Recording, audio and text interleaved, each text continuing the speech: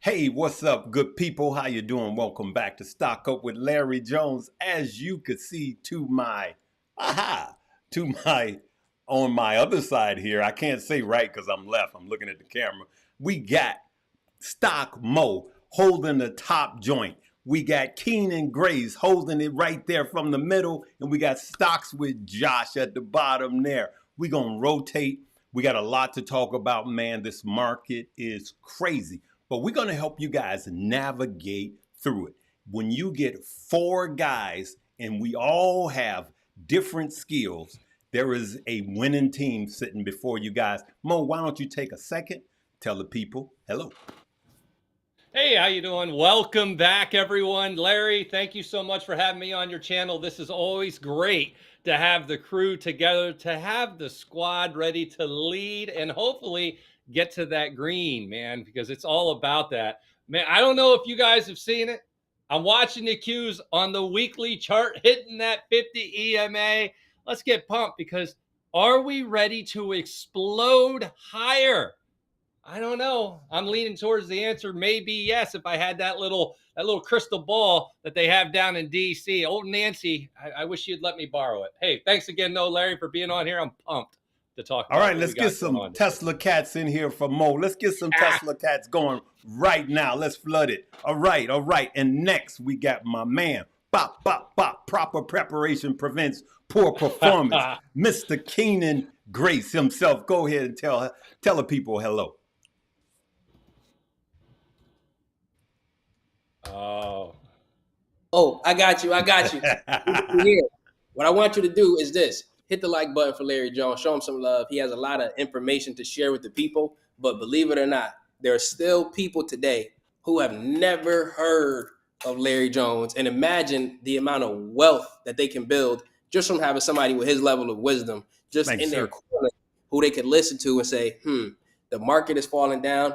I should sell everything. No, no, no. Larry will tell you what you need to do. Look at these good companies and then ride them when they come right back up, like they always do. Right? Yeah. So, Larry, watch how knowledgeable Larry is. Larry, tell me when the stock market started The stock in the market US. started, New York Stock Exchange started in 1792, exactly 16 years after America was established. Do Boom. y'all hear that? Could we get a Larry GPT in the chat? Larry GPT, I love it. You see what I'm saying? There are people who don't know Larry Jones, and I got I'm honored to have his phone number. So when something goes wrong, I give him a call. Hey, Larry, man, I need some advice. You know what I'm saying? So just hit the like for him. And I also wanted to ask you another question after you do that: is what in what ways have you earned passive income? I want to know because I want to get to know who we are communicating to. In what ways have you earned passive income? Has it been through a high yield savings account? And remember, passive income is money that you didn't have to lift a finger to earn. You didn't have to do any backbreaking labor. You didn't have to go and sign a check or a deal, or not. You didn't have to do nothing. You put your money to work for you. In which ways? Is it some form of you let me know in the chat. I want to know what yours are. I don't want to even just give you any ideas. You let me know. But Larry, thank you for having me on. Man, it's a pleasure. It's a pleasure. Stocks with Josh. Chart Master Josh. Wasa. Tell the people Man, hello. these charts have been beating everybody up. This morning, Larry, we started with a sea of green. It was just absolutely beautiful. Yeah. Come the afternoon, a failed bond sale, and the markets got freaked out and crashed. Now, I got more questions than I've got answers today. One of my big questions to the bulls, to the bull side of things is, what exactly is the catalyst that's going to take us directly after a 10% correction into a full-blown recession? I don't see it there. I really don't.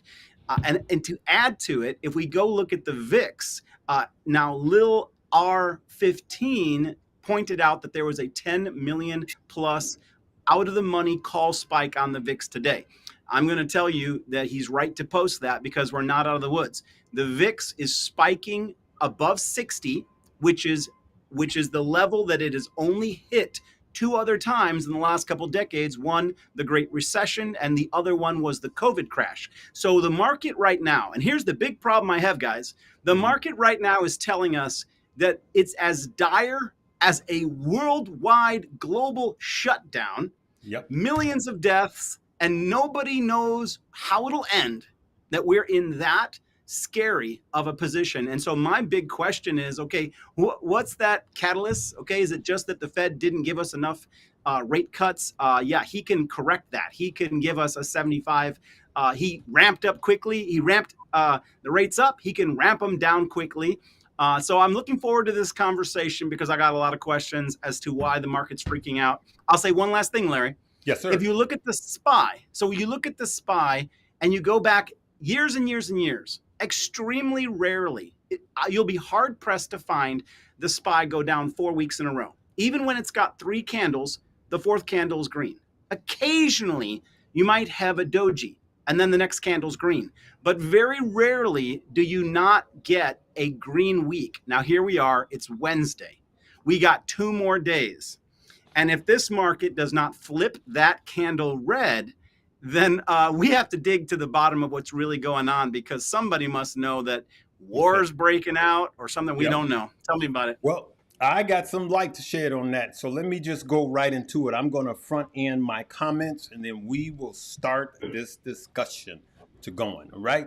So let me go to full screen for a minute, gentlemen, and I will be right back. I just want to share this with the people.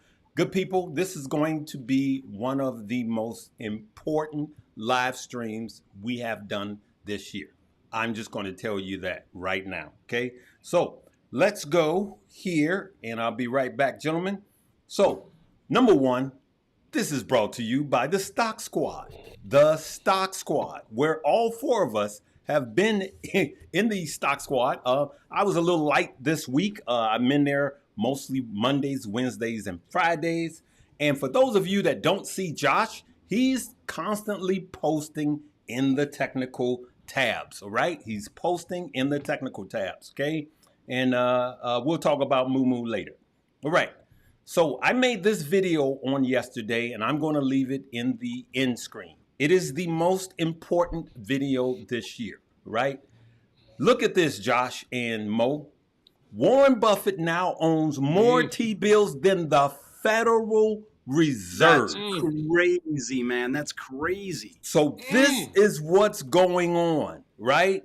More than the Federal Reserve. Warren Buffett owns $230 billion worth, should I say Berkshire Hathaway owns over $230 billion, and I think the government only owns like $190, okay? So he only does this, good people, in times of fear. And so that is one of the things that is weighing, to answer your question, Josh. Just think about this. Warren Buffett, let's go down here. Look at this.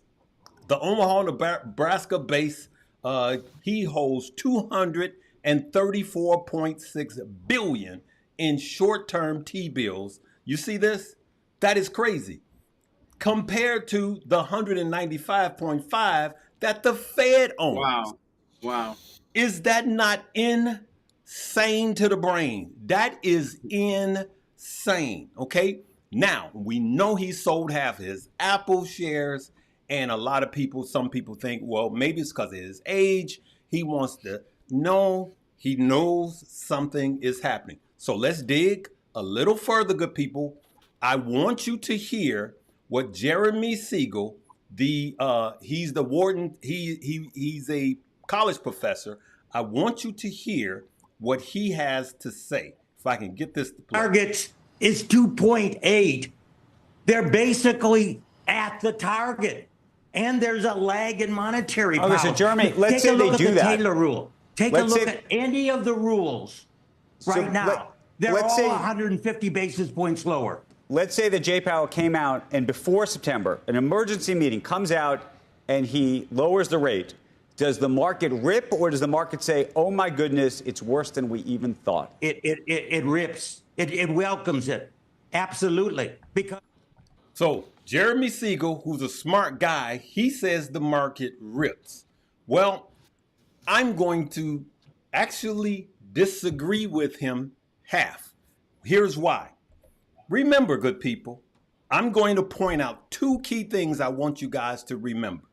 And that is, this is the worst months and best months for the stock market, right? Traditionally, this is not written in stone. This is not written in stone. This is traditionally. So let's go to the worst months. What's the worst months? June, right? June, okay? But which one for the NASDAQ, S&P, and the composite, which month is consistent? September, right? September. So we know traditionally September is the worst month for the NASDAQ, S&P, and the composite, right? What's coming in September? Fed rate cuts, right? September 18th, the Fed rate cuts. September. Remember that. September is the worst month for the NASDAQ, S&P, and composite. Now, what's the best month? The best month for all three is November. What's happening this year in November? The election. This is an election year.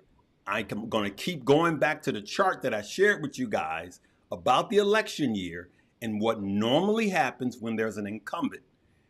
But I know somebody's going to say this time is different. A sell-off. So it just so happens that everything perfectly aligns with November being the best month, September being the worst month, okay? Now we have this bad job data that came out, and we got Warren Buffett selling half of his positions, his biggest holding, and now he holds more T-bills than anyone else. I'm almost finished. Let's look at what normally happens. Recessions often start not long after the Fed begins cutting rates. Okay, so this grayish bar, you can't see it. Well, it doesn't come clear on here. There's a gray bar here. There's a gray bar here. There's a gray bar here. So this is when the Fed cut rates, and then shortly after, boom, recession. Right? This is when the Fed cut rates, boom, shortly after recession. This is when the Fed cut rates, then boom, shortly after recession. Now, if I can go to my phone here, before I go to my phone and show you guys this, I want you to see this and read this. In general, stocks tend to peak before the recession, all right? But look at this.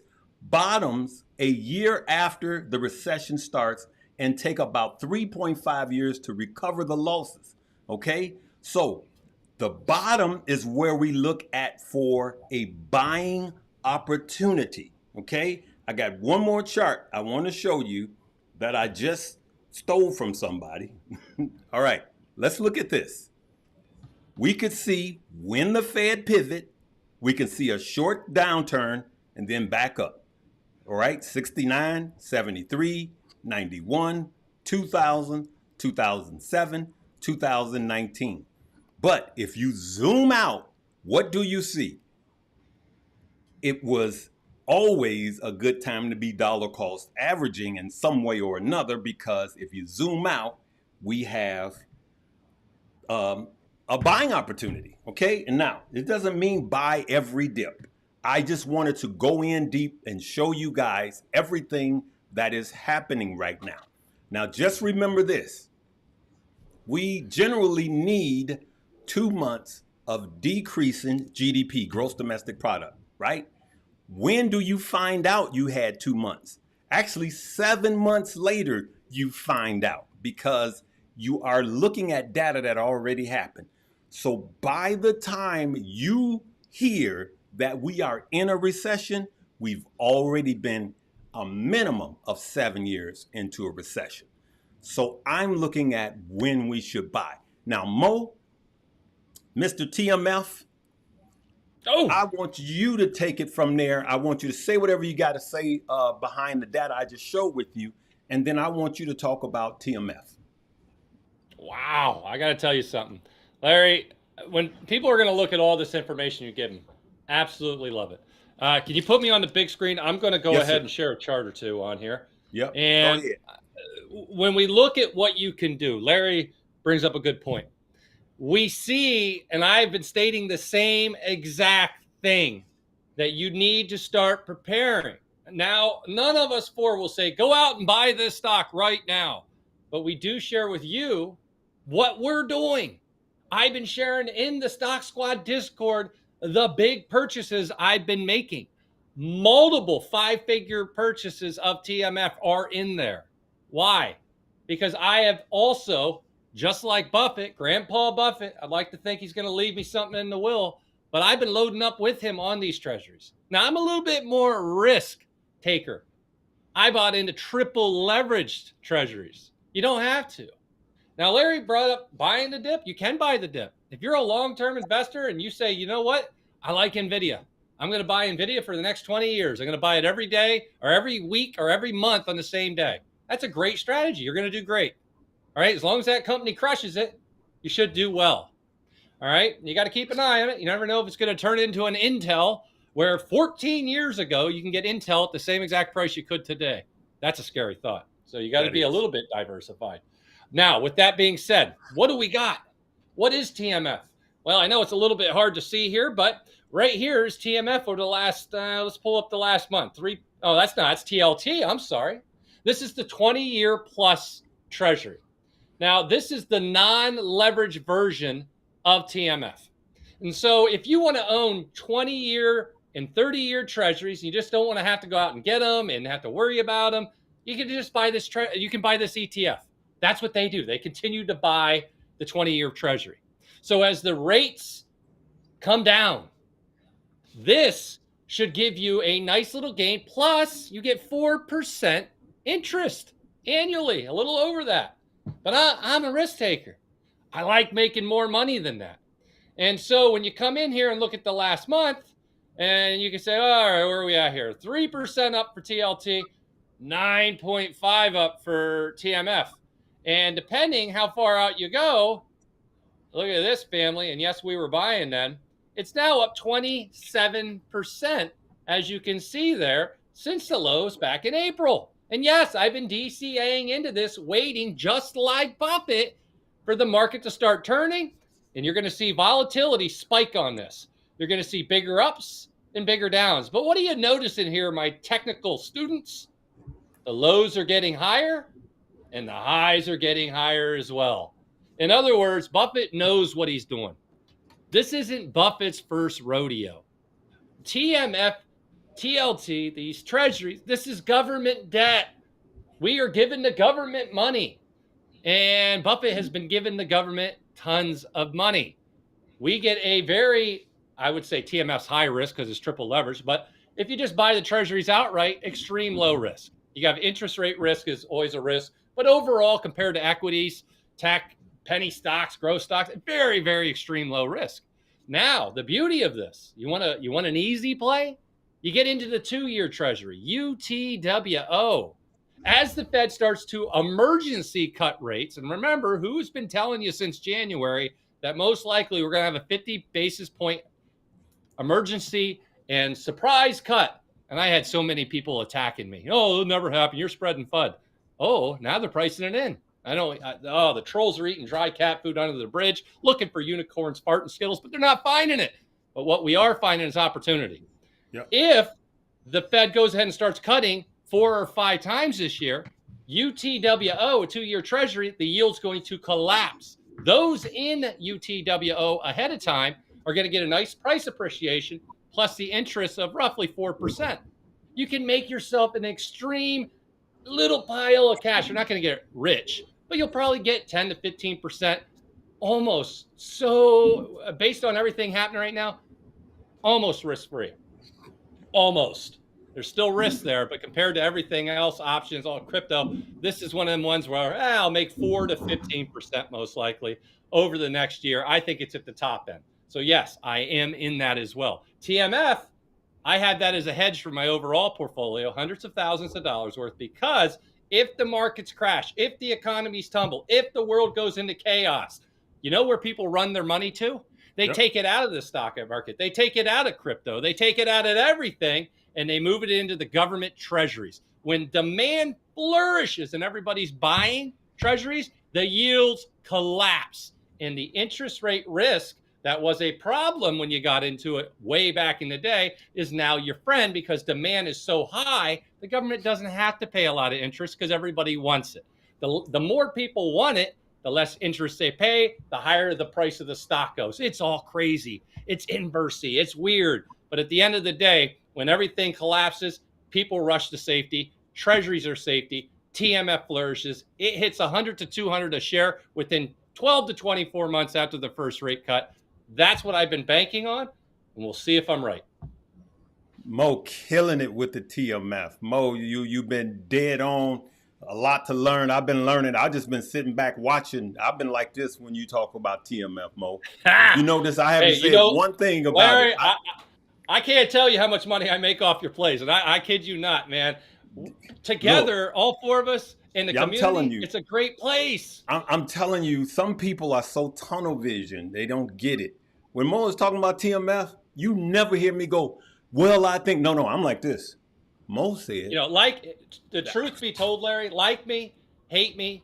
The fact is, I do know my stuff when it comes to the government, the debt, the macroeconomic situation, and the long-term outlook of where everything's going. The treasuries are where it is at for safety. Buffett knows it. I've been speaking it for a year. Yep. Oh, I was a little early, and I got hate for that.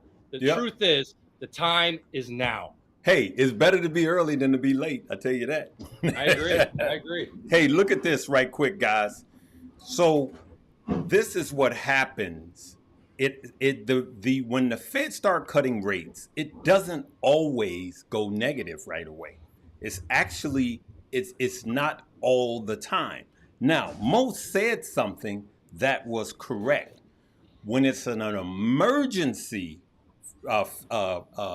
rate cut, then that's negative for the market, because that's a sign that something is 100% wrong, right? And so I'm expecting that there will be a dip this time if there's an emergency meeting. Now, we got 3 priced in. I think we're like almost 100% in September, and now we're talking about 3 rate cuts. And not only 3 rate cuts, remember, we were looking at 25 basis points.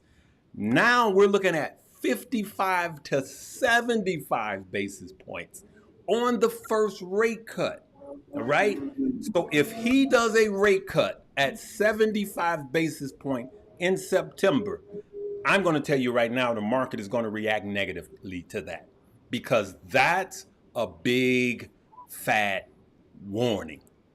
Compile that with what we may get with GDP. Compile that if jobs come in, if unemployment continued to rise, it's a wrap. I just showed you every single time. And it's a wrap. But what does that mean? It means that you and I are looking for the buying opportunity.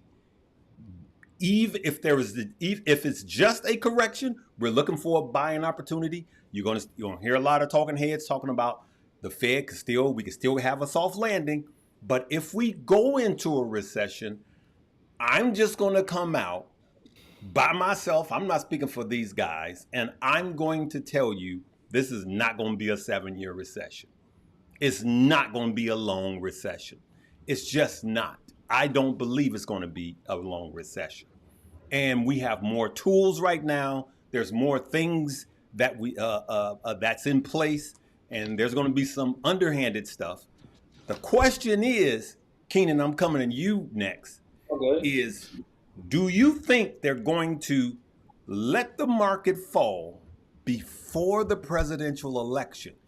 And Josh, I want you to come in on this too, but Keenan, you first, because here's where, if we figure this out, we are going to help the people make a lot of money. And then I want you to go into how you're trading the spot. But first, I want you to comment on, do you think, because politics has something to do with it, do you think they're going to let the market fall? Okay, I know you keep saying already recession, but I'm just talking about the S&P falls like 20%, okay, over 20%. I'm talking about, that's what I'm talking about. I know, and I agree with you guys, we're in a rolling recession, but I'm talking about the overall stock market falling more than 20%. Do you think They're going to let that happen before an election. Go, Keenan. So let's get some common terminology, everyone. So, like I always say, I used to be a public school teacher. I'm still technically certified to be a teacher. So when we're having communication, it's best that we all understand what we're talking about. So let's get some common vocabulary. If we're talking about a pullback, remember the word. You can write this down or remember the spot in the video. A pullback is less than 10% on the market, the S&P 500, for example. If we're talking about a correction, that's anywhere between 10 and 20%. Yep. That's not a pullback. Now it's more. It's a correction. The market's been shooting up too high. Now it's correcting. It's not 21%. It's not 9%. It's between 10 and 20. If we're getting into a crash, that's 20 and above. Yep. Now, oftentimes people think recession and they're thinking crash. Those aren't exactly the same thing, because a recession is more of an overall economy kind of a thing. A crash is a stock market thing, and both of these things often happen at the same time. So people just conflate the two together, but they're actually not exactly the same. So now that we got that information ready to go, I personally think that we won't experience a crash in the near future. Eventually, it always happens. Every decade, every 2 decades, you're going to get a real bad one, right? I'm talking about 20% or more. However, I could imagine that we're going to keep in this pullback correction kind of a range in September, and we're just going to follow the data. We're not going to try to predict the future. We're just going to go with the trends. And then in November, I could imagine the election, we're going to be getting all kind of promises from both sides that everybody wants to hear, including me, including people who are on this side or that side or independent or whatever. They're going to tell you everything you want to hear. And then in November, that's going to be pretty good for the market. So what I want you to do at home is let's take some practical strategies. Oftentimes, people like to trade call options, right? Call options, generally, when you buy one, you're going up with it. If you like to do call options on the SPY, meaning you imagine the whole market is going up, but now you want to make money on the way down. What some people do is they switch to buying put options. But another alternative that you can do that is sometimes cheaper is do call options on SQQQ, right? So if the market is going down and you're doing calls on SQQQ, then you're going to be making money and you're still staying in your own lane of you're used to doing calls. So you can make a whole lot of money on the way down and anticipate that SQQQ needs to be on your watch list at a minimum the whole month of September. I would say even before September, you want to pay close attention to that. And it's only like what, $10? It's $11 right now in the after hours. So when you look at the options, they're going to be quite cheap. So now Larry asked me a question earlier that I want to just get to, and I don't want to spend all day doing this in terms of explaining it. I want to just keep it clear and concise. What is a mistake that I made trading a SPY in the past or trading at all in the past? And it was not limiting my losses.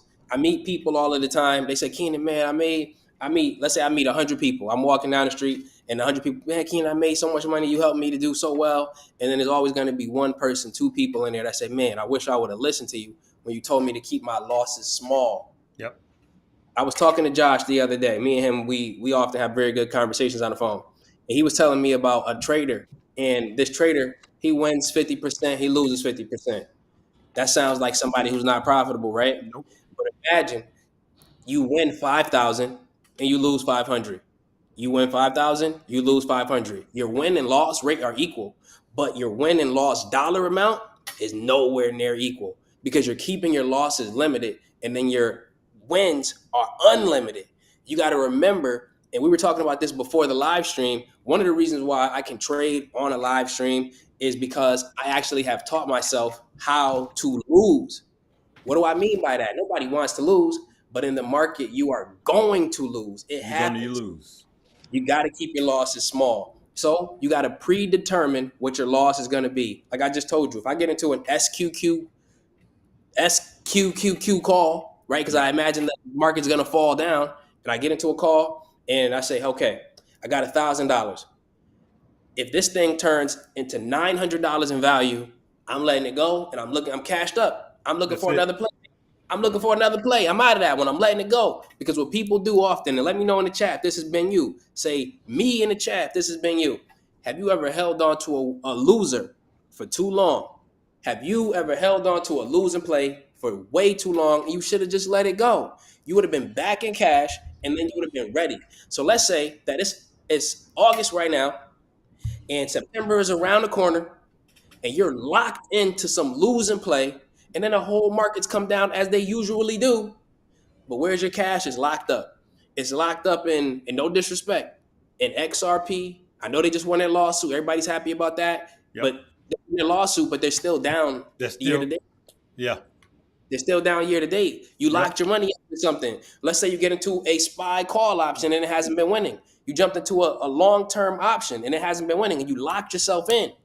Don't lock yourself in. Remember, it's not about trading stocks. It's not about trading crypto. It's not about selling real estate and getting rental income. It's about making money at the end of the day, making legal money at the end of the day. You're not on the XRP team, the Shiba Inu team, none of these teams. You None of got to these be things. the money team, the team that is just here to get paid. And I see everybody in the chat saying, hey, listen, I'm the one who held on to a play too long. So since you have kept it real with us, I want to keep it real with you. And I want to speak life into your trading journey and tell you today is the day. Since you could acknowledge that, because acceptance is the first step.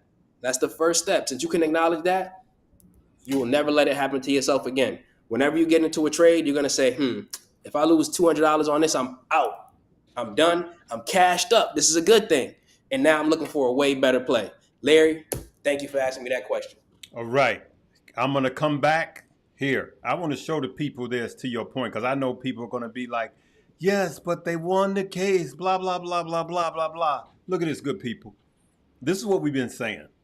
XRP popped up 21% in the last 24 hours. But over the last week, still down. They won the case. Everybody kept saying, oh, it's going to $20. XRP is going to go to $20 when they win this case. 500, Larry. No, 500. not 20, 100. It went up 21% and it's still down. Look at that.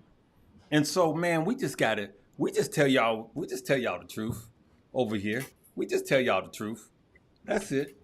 That's it. Oh man. So hey, we got 2,300 people watching live. That means we should have at least 2,000 likes. Cause man, y'all, first of all, Keenan just killed it. Before Keenan, Mo slayed it with TMF, okay? And the treasury bonds, okay? But watch this, y'all. Watch this.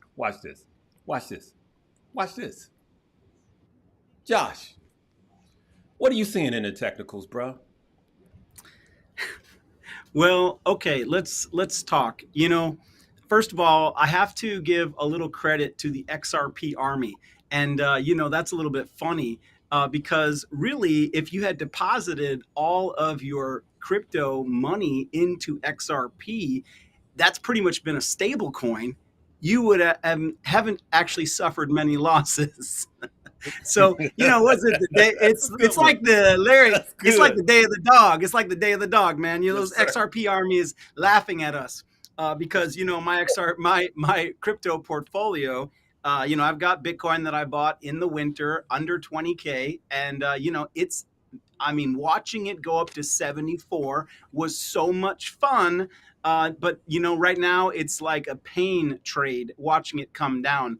Now, yeah. I've listened to everything that everybody said, and I can't comment on whether or not August or September is going to be a good or bad month. August has already been a bad month. Yep. We've come down full correction mode at 10+%.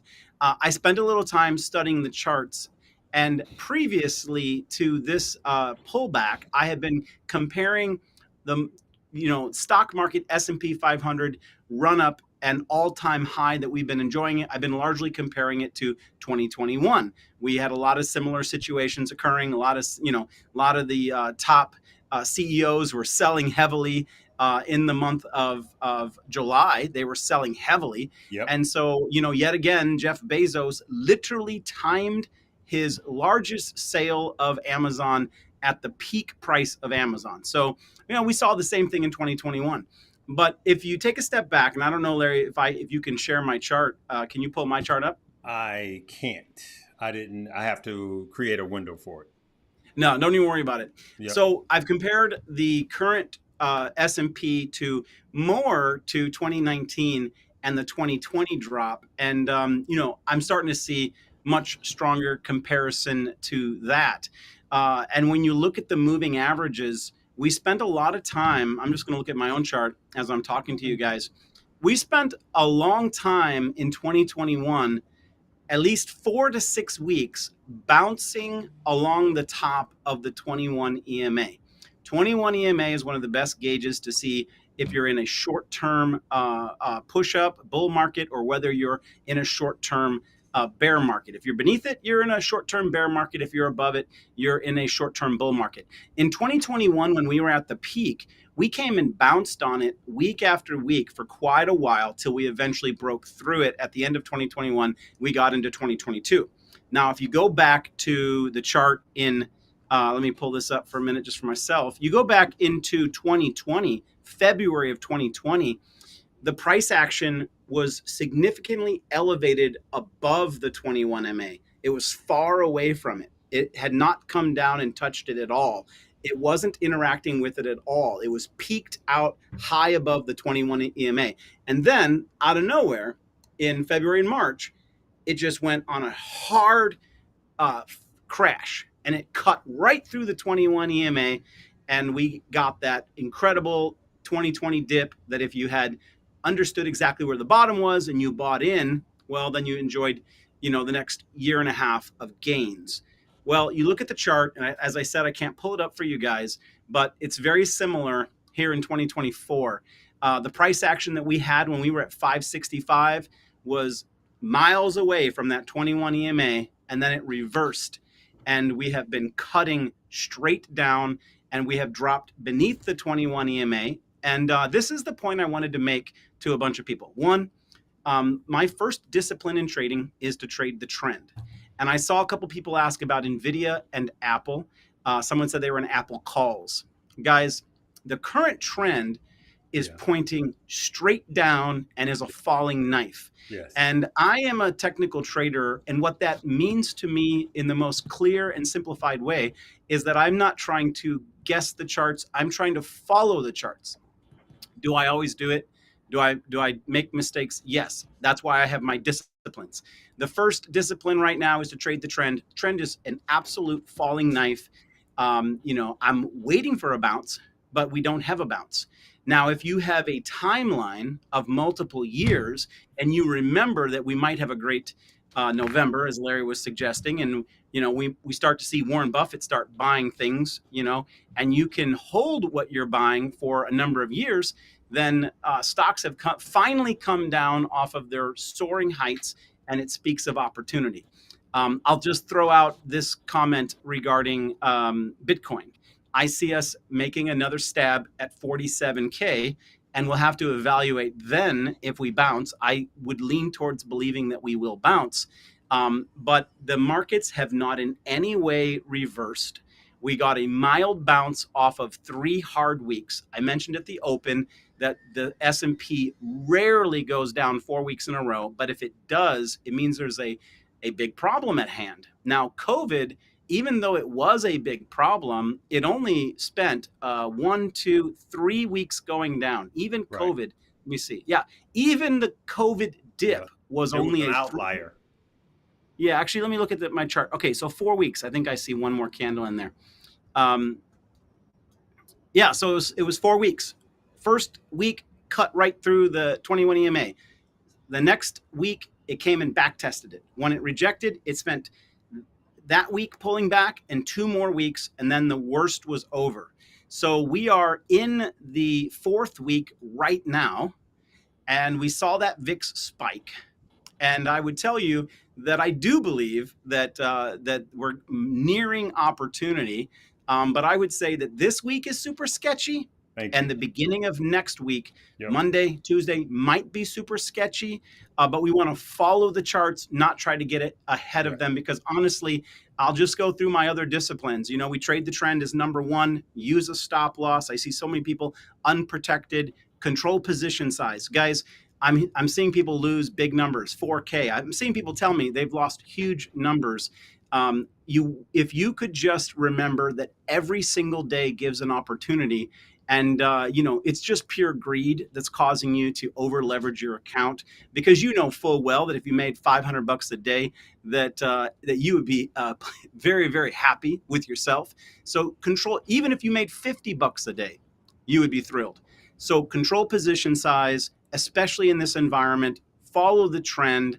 And then the fourth is don't revenge trade. So you lose that 4K and then you're thinking, I've got to make it back. I've got to correct it. No, you got to get consistent, and you have to control your position size, and you need to use a stop loss, and you need to trade the trend, my friend. Hey, Josh, can I say something real quick? I'm going to get out of here really soon. And I wanted to just jump in and piggyback off of what you just said. So I was trading live. Started losing my voice a little bit. I was trading live maybe 2 days ago, right? What's today? Wednesday. So yesterday. And my first loss, right? You guys have seen me make, you wouldn't believe it. You wouldn't believe it. Go to my Instagram. I posted a picture and I made $56,000 in a day, in one day, right? Wow. Yep. The next day, I lost $70. And why? Wait. Tell the people that just came on, why did you only lose $7?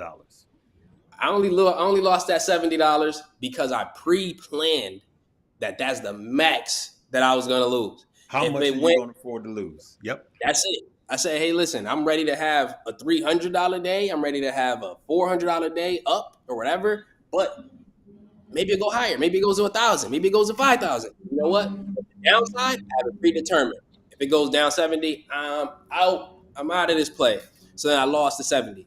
And then I tell myself, like Josh was saying, he got his disciplines. I usually will trade 3 times in a day. So I lost the first one. I lost $70. Dang, man, how the heck am I going to make $70 back? Oh, dang. You know what? I'll be okay. I do my second trade. I come in clean and clear. I get into the trade. I'm playing it hot. And when I play it hot, I don't use a high dollar amount. I go a little lighter. I try to put my stop loss on. Listen, I'm one of the kings of putting your stop loss on in 0.2 seconds.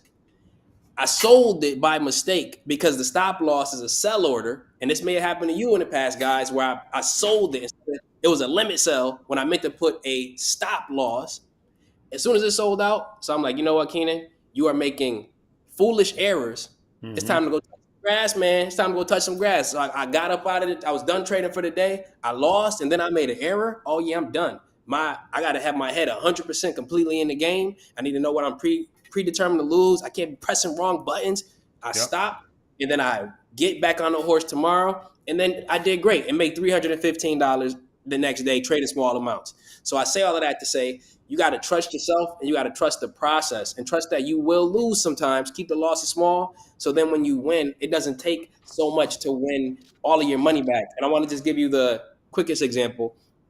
If you had $100 and this is where you were going to trade and you lost 50%, you now have $50. In order to get back to zero, you need to double that 50. You need to go up 100% from 50 just to get your money back to zero. So do not allow yourself to lose 40, 50, 60%. Make sure that you are cutting those losses and cutting those losers earlier and holding on to your winners a little bit longer. So guys, I appreciate you for having me on, and I'll see you on the next one. And Larry, Josh, Mo, the Stock Squad is in the building. I see you guys in the chat later on because we are all going to be in the Stock Squad chat tonight. Yes. No, I see you guys again. Thank you. My man, Keenan Grace. That's my man, Keenan Grace right there. Hey, somebody asked, well, we full-time traders. Hey, you know what? I'm going to do this right quick. I'm going to go and I'm going to click here. And I am, boom, is that, there you go. I got your. Yeah, you got me. There you go. So I had to lose one to do that, though. I love my man, Keenan Grace. Hey, listen, just to recap, all right? I'm finna put somebody on blast. Look, that's my nephew right there. He said, shout me out, okay? There you go, big baby. Listen. Love it. All right, for those of you that are new, that just tuned in, we want to give you some tools. Someone had the best quote. If you don't plan, you plan to fail, right? So let me go over this again, all right? Because this is important. We're only going to spend like 5 minutes on crypto, okay? And then we're going to end this, all right? So I got to go over this again because this is direly important, right? First, Warren Buffett sold, how much did Apple did Warren Buffett sell Anybody? He sold over half of his shares. Half of it. Half of his So shares. What's about how much was that? Anybody know off the top of their head? that was 20% of his overall portfolio. I believe it was around what, 80, 90 billion dollars. Okay. And it was, I think, 10 to 11% of all Apple stock. Okay. Yeah. Warren Buffett sells, let's just call it 10% of all Apple stock. He was the biggest holder, right? That happens first, right? Then Warren Buffett buys more T-bills than I'm sorry, I got to say it this way, than the freaking government has.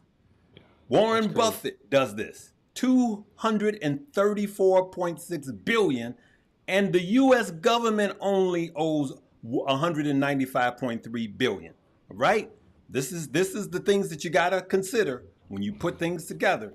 Then we know that traditionally the worst months, one of the worst months in the stock market is September for the composite, the S&P 500, and the NASDAQ. See here, September.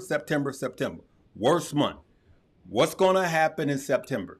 The Fed is going to cut interest rates, okay? Then, what's the best month? November. Okay? What's going to happen in November? Election, right? Stock market don't usually fall before the election. They're going to make some stuff happen. They're going to print some money, whatever, all right? I don't know what's going to happen, but we are in a news-driven cycle right now, okay? And so we know that it's coming, right? But as we could see, here we go, boom, market high, Fed, when the markets, recession often starts not long after the Fed begins cutting rates, right? Cut rates, recession, cut rates, recession, cut rates, recession, okay? But it does not happen every single time. So that's what I want to share with you guys. This information is so you can make a plan.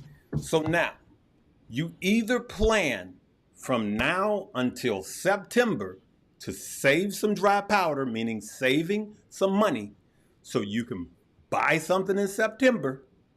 And then what traditionally happens in an election month when the incumbent is running again is November is usually higher, but this time it may be different. If that's your plan, then you need to be selling something around the election, okay? If your plan is more long-term, then you need to be planning for a soon-to-come recession.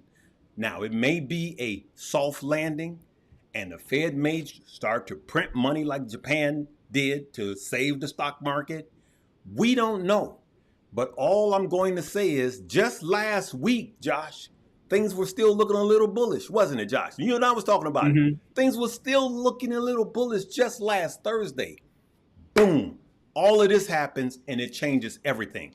Someone's going to come back and they're going to say, yeah, but you was just saying it was looking bullish. I'm going to say this because I don't want any of you to lose a dime. This is a news-driven cycle. We haven't even touched on the geopolitical situation, right? So we just gave you everything, all of the tools you need. And I'm going to tell you that if you have anything that is less than 10% in profit, me personally, anything I say is not a suggestion for you to buy, hold, or sell, including my dollar cost average. If you have any stock that is less than 10% profit, me personally, I'm putting a trailing stop loss and hard stop losses on some of them. Now, I'm not selling anything. I'm not running scared right now because I do believe that we could have a bounce back in November. But after November, I don't know when, eventually, there's a recession coming. And the best thing for you to have during a recession is cash, so you can buy some stock. All right. So, Josh, I'm gonna let you cover whatever you want to cover in 2 minutes, and then Mo's gonna cover whatever he wants to cover in 2 minutes, and then we're going to meet the people in the stock squad. All right, let's go, Josh. Okay, I actually want to really show people what I was talking about in the S&P 500 earlier. Can you pull Okay. my chart up, Larry? Yeah. Yep. That's Because coming. I'm going to make this so super simple and clear for you guys.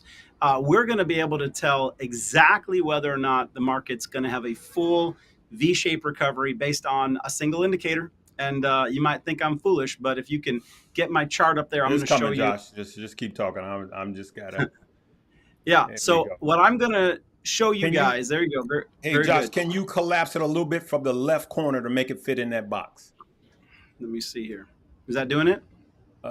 Yeah. No, go the other way. Yeah. That's a little more of that. That's A a little full more. screen. Yeah. There you go. Okay, let's There just you look at this, guys, really carefully. Okay, remember I was telling you that we got to 565. We were really far away from that blue line. I'm going to pump up that blue line real quick.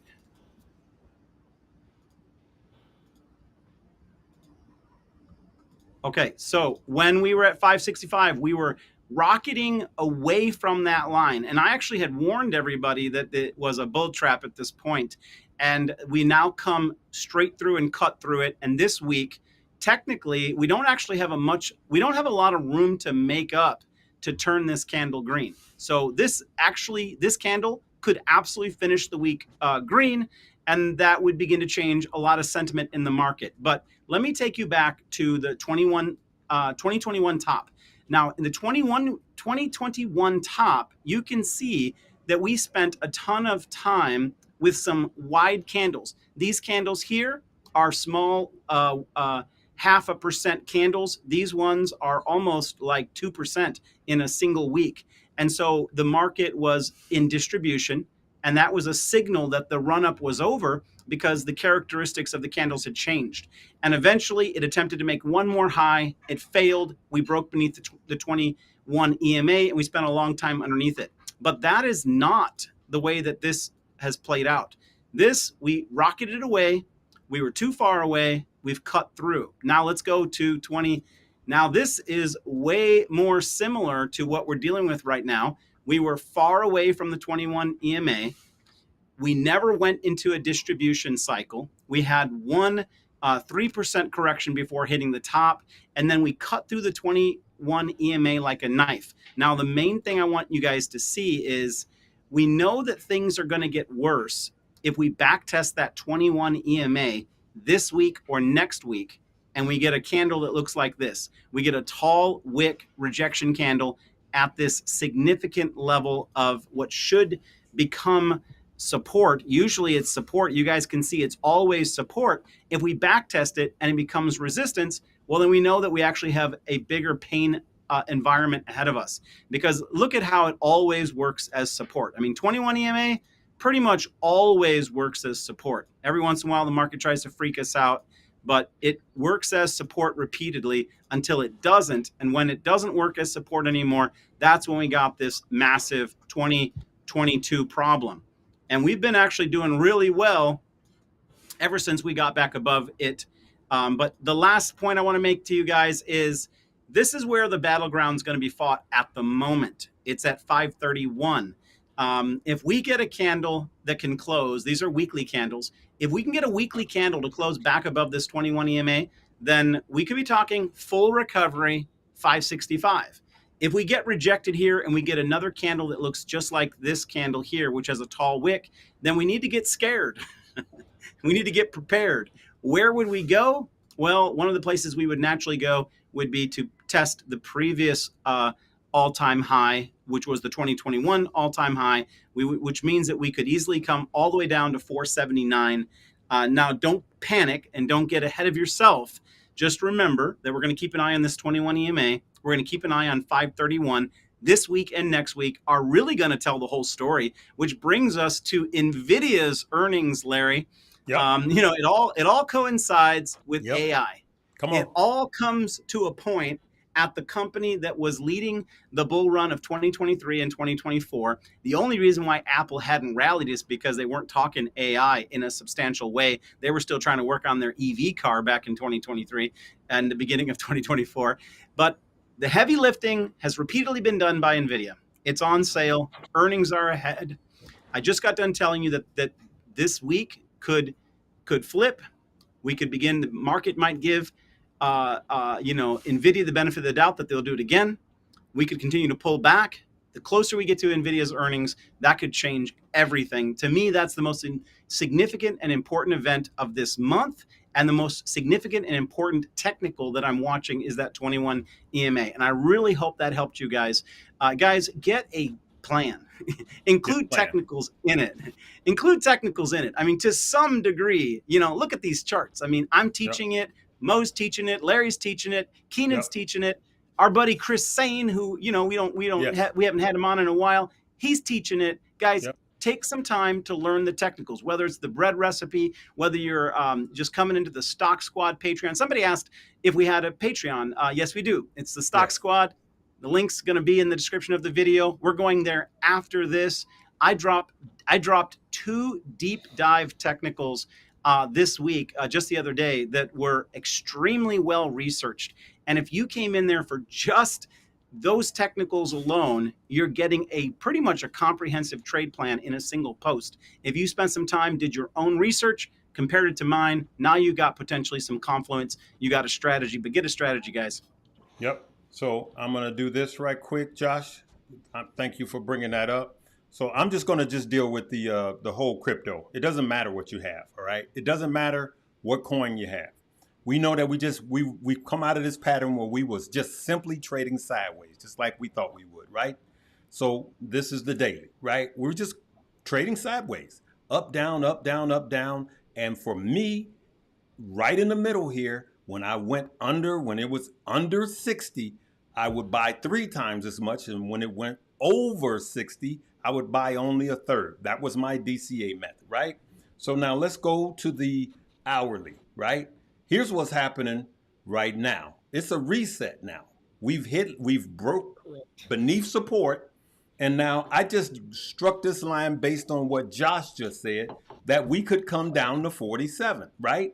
So now we're going to see if Bitcoin is going to be trading range bound, right? That's all we're going to be looking for. So now I'm looking for lower lows and lower highs. I'm not going to be buying anything when it's up now. Now we're going to look where the new range is, okay? And I'm looking for the bottom of that new range for my buys in all of my crypto, okay? That's just me, all right? Everybody has their own plan, but it works good for me. Mo, say whatever you want to say, and then Josh, if you wanted to we got to end this. We gonna go. We're gonna have to come back, good people. Yeah, we got a chat in there. We got a chat in there. Yeah, let me throw this up real quick. Let everybody give you my final thoughts. 1, this is the weekly chart in the Qs. We are riding real close to that 50 EMA. Looks like the post day down another %. My opinion is this. This is the weekly candles. We are retesting the 50 EMA. This is the sweet spot entering the Goldilocks zone on retracement, 50 to 61.8.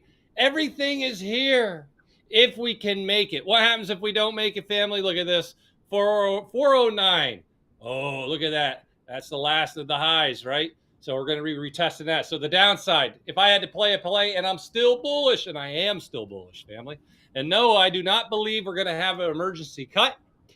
I do believe we'll have a 50% or 50 basis point cut, though, in September. If they do an emergency cut, like Larry said, and I agree 1,000,000%, I think the stock market crashes. If we have an emergency cut, stock market crashes, and that's my opinion on that. And I got to tell you, when you hear the term recession, a couple of things. Keep this in mind. During the last 4 recessions, the stock market, the S&P declined how much? 8.8. That's it. So you're going to hear a lot of talk out there of people getting scared of this recession. But at the end of the day, what was the average gain? 8.8. How much are we down now? 8.25. Oh, hold on here. So there's a lot of news out there, and you guys know I do financial history. Be careful.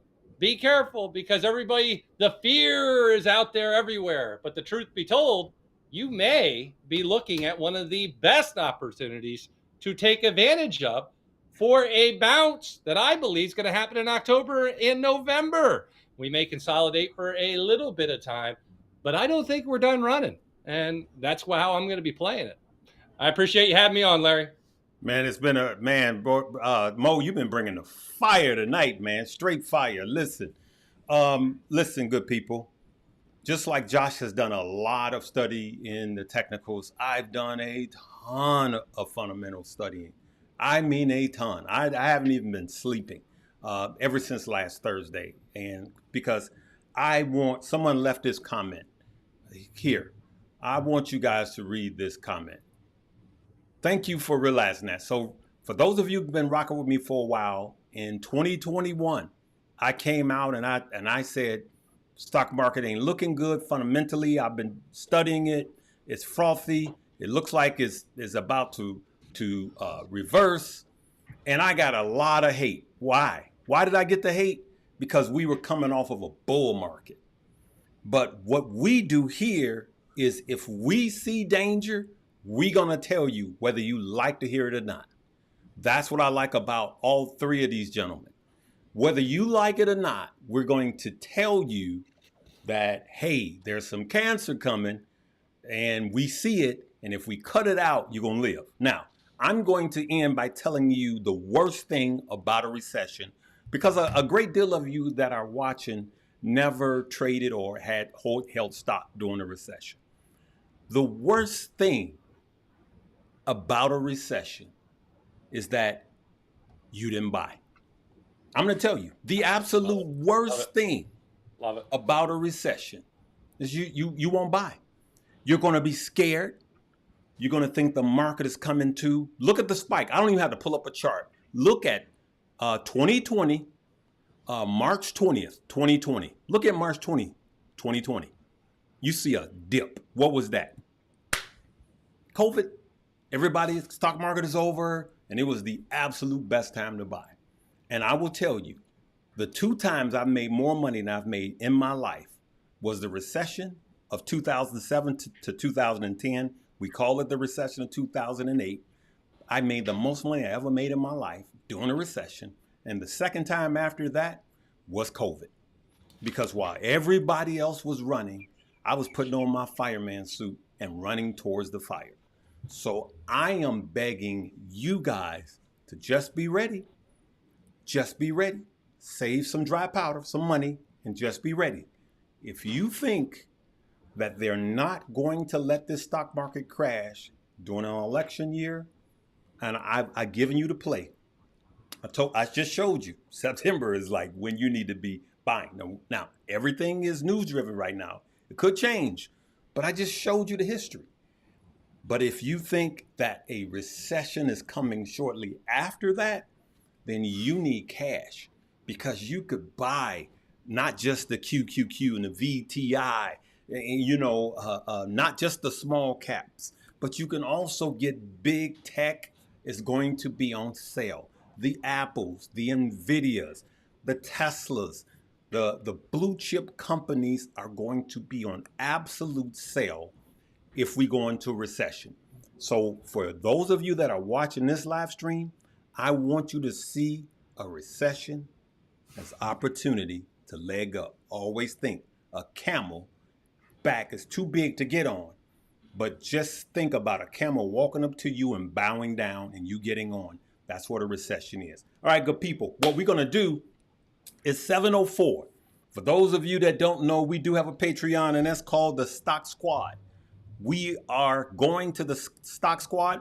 It won't be a video. We're going to be in the live room chatting with you guys. The Stock Squad has the four of us, Stock Mo, myself, Stocks with Josh, and Keenan Grace. We're going to go. We will be there at 7:10, okay? 7:10, and we're going to be in there for 15 minutes, all right? You know what? Let's make it 7:15. Give Keenan a little time to get in there. Is that cool with you, gentlemen? Yes. Yep. Okay, so meet us in the chat at 7:15. If you are just tuning on, number one, hit like. Make sure you hit that subscription bell, the notification bell, and rewind this and watch it over and over and take notes, because we give you the blueprint so you can make a plan to win. All right? We love you guys. Live, love, laugh, and learn. Peace.